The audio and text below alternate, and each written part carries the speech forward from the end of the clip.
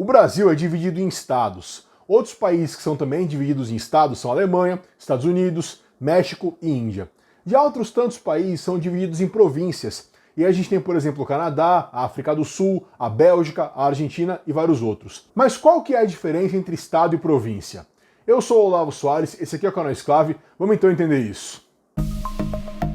E olha, eu já adianto para vocês que a diferença entre estado e província é algo difícil de estabelecer. Isso porque o conteúdo dessas expressões, o que está dentro delas, varia muito de país para país. Via de regra, na maioria dos casos, estado ou província corresponde à primeira divisão do país, a mais importante, abaixo apenas da própria entidade nacional. Para compreender melhor, vamos falar do Brasil. Aqui a gente teve como primeira subdivisão nacional as capitanias hereditárias, aquelas lá dos risquinhos que a gente aprendia na escola. Depois nós passamos para as províncias e então chegamos aos estados, que é onde estamos hoje. Aqui no Brasil, a mudança de província para estado foi algo bem significativo, não foi apenas uma troca de nome não. Isso porque as províncias, elas tinham pouca autonomia, tinham muito pouco poder. Quando passou-se aos estados, quando chegamos à figura dos estados, alcançamos entidades com muito mais representatividade, com muito mais capacidade. Então sim, aqui no Brasil foi uma grande diferença. Até então, durante a época do Brasil Império, a entidade nacional, o poder nacional era muito mais forte na comparação com os poderes locais. Essa mudança de estado para província aconteceu em 1891, na primeira Constituição do Brasil Republicano. E essa Constituição, a de 1891, ela deixou essa questão bastante clara. Por exemplo, no artigo 6º da Constituição, dizia o seguinte: o governo federal não poderá intervir em negócios peculiares aos estados. E aí lista algumas situações em que isso poderia ocorrer, em quais exceções isso poderia ocorrer. Mas o X da questão mesmo, o mais importante está nessa frase, na primeira frase. O governo federal não poderá intervir em negócios peculiares aos estados. Notem que a gente vê aí de maneira inequívoca uma grande concessão de poder aos estados. A partir daquele momento, o governo federal não poderia, por exemplo, falar assim, hoje eu vou dividir esses estados aqui, vou acabar com esse estado aqui e tal. Não podia mais fazer isso. E esse é um cenário que apareceu naquela Constituição de 1891 e ele foi se mantendo até os dias atuais, é o que a gente tem hoje. Mas aí um erro que a gente poderia cometer se a gente olhasse esse caso do Brasil e tentasse aplicar ele por aí, seria olhar para os países que têm estados e os países que têm província e pensar, se tem estado é lugar com muita autonomia, se tem província é lugar com pouca autonomia.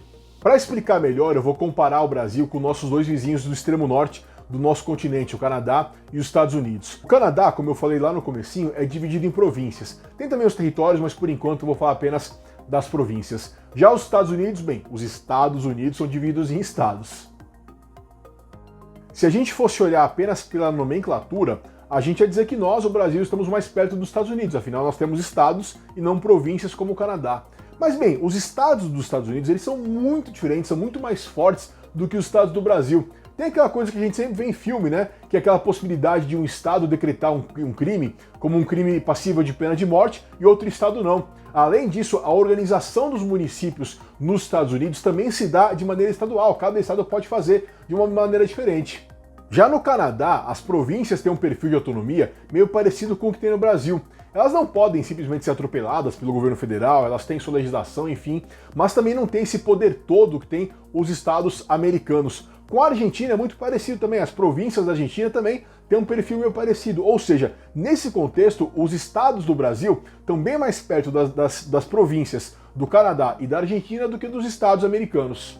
Por outro lado, na Espanha e na Itália, a província corresponde a um tipo de governo que nós não temos aqui no Brasil. É um governo que fica entre o governo do Estado entre aspas, e o governo dos municípios. Na Espanha, a primeira subdivisão nacional é chamada de comunidade autônoma e na Itália é chamada de região.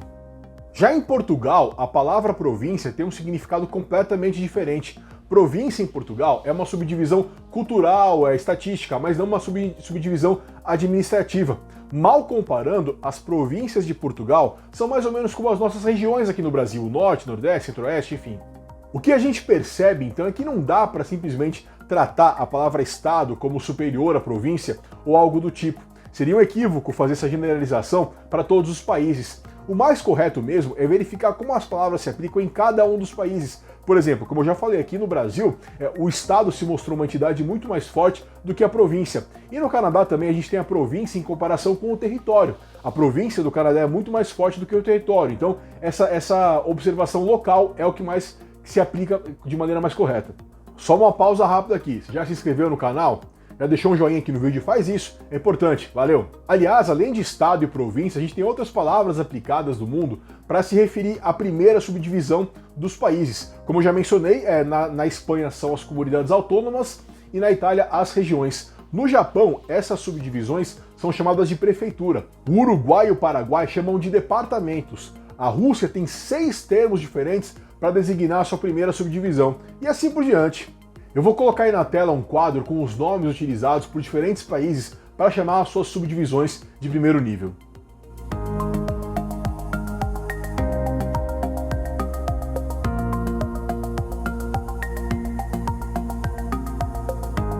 E assim então encerramos mais um vídeo do Exclave, o canal das curiosidades geográficas brasileiras. Espero que vocês tenham gostado. Não se esqueçam de deixar o joinha no vídeo, isso é bem importante. Também quem ainda não se inscreveu, se inscreve no canal e compartilha o vídeo com os amigos. Valeu, até mais!